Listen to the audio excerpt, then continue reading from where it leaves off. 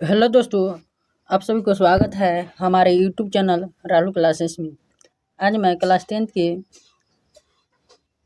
वास्तविक संख्या का ऑब्जेक्टिव क्वेश्चन हम आपको बताएंगे।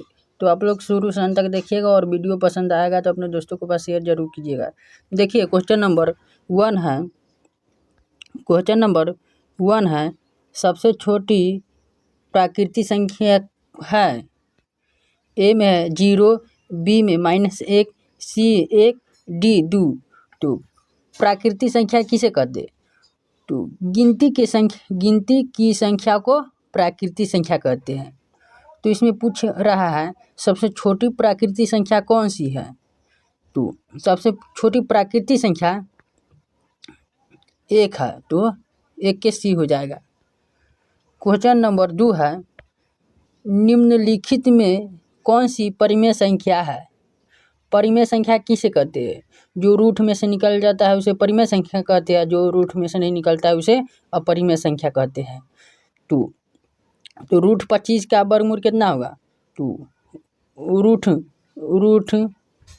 25 का वर्गमूल 5, तो इसका निकल गया तो ये हो जाएगा रूट 25 का वर्गमूल 5, तो इसका वर्गमूल निकल गया है, इसलिए ये ऑप्शन सही, 2 के ऑप्शन नंबर ए सही हो जाएगा। क्वेश्चन नंबर 3 है निम्नलिखित में कौन सी अपरिमेय संख्या है। तो अपरिमेय संख्या तो रूट अपरिमेय संख्या है, तो 3 के सी हो जाएगा रूट 9/27।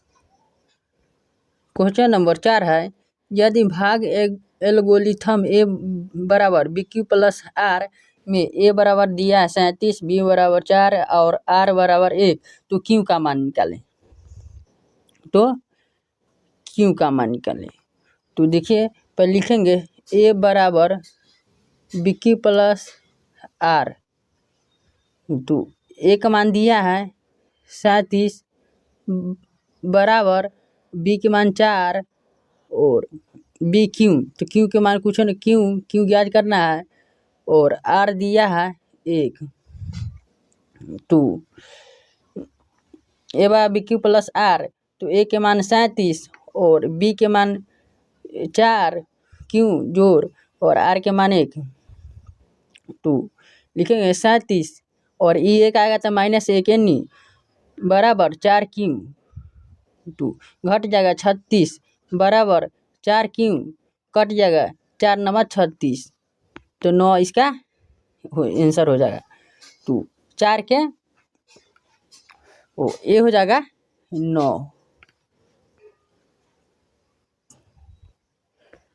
क्वेश्चन नंबर 5 है 156 के अभाज्य गुणनखंड में 2 का घातांक क्या है। तो 156 का अभाज्य गुणनखंड, तो इसको भी 156 का अभाज्य गुणनखंड निकाल लेते हैं। 156 का अभाज्य गुणनखंड निकालना है। 156 का अभाज्य गुणनखंड 156 का अभाज्य गुणनखंड निकालना है।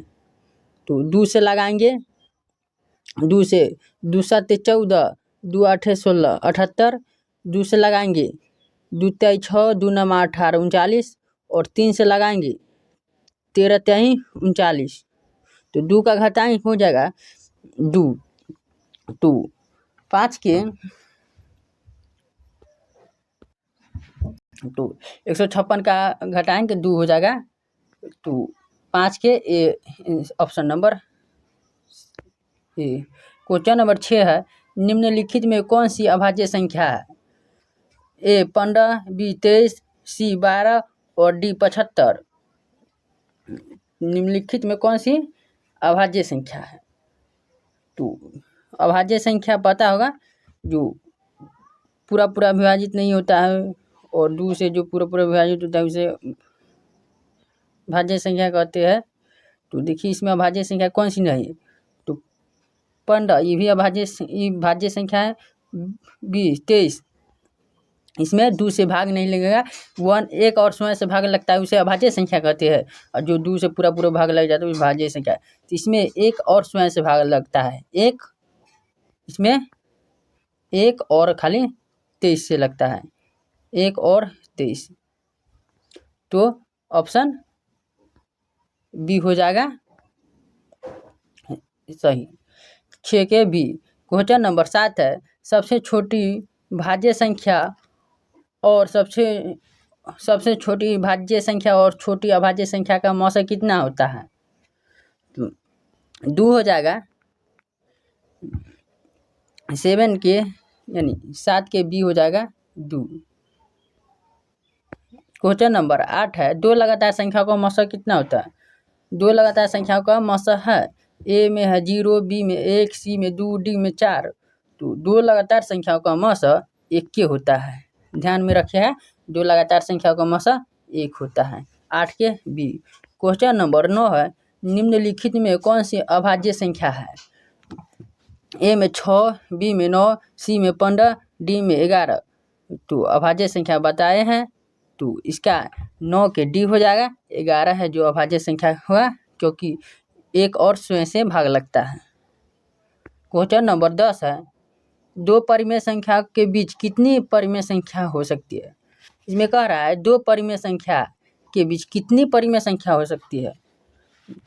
ए में 1, बी में 2, सी में 3, डी में अनंत, तो 10 की डी हो जाएगा। 2 परिमेय संख्याओं के बीच कितनी परिमेय संख्या हो सकती है? तो अनंत हो सकती है।